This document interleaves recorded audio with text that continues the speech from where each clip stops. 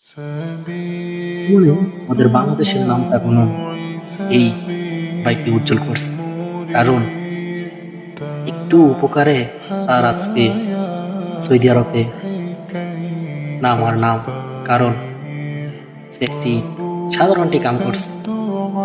একটি লোক জায়নামাজ বিতরণ করতেছে। মক্কাতে গেলে দেখতে পারবেন জায়নামাজ বিতরণ করে, কোরআন শরীফ লোকদেরকে দেয়।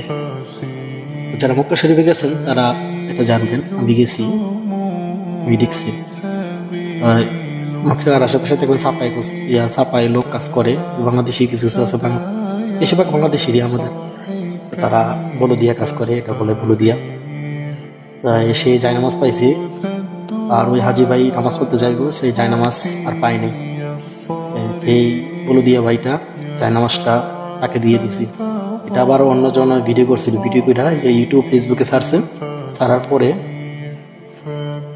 এটা ভাইরাল হয়ে গেছে। ভাইরাল হওয়ার পরে তাকে সৌদির যে বড় বড় আমিররা আছে, একবার উপরে লেভেলে গেছে ভিডিওটা।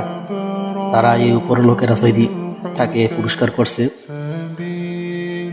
তাকে নিয়ে সম্মানের সহিত পুরস্কার করছে। আর আজকে তার নাম ইউটিউবে ফেসবুকে সব আসলে বাংলাদেশের নামটা সে উজ্জ্বল করছে। এ ভাইটাকে জানাই সেলুট।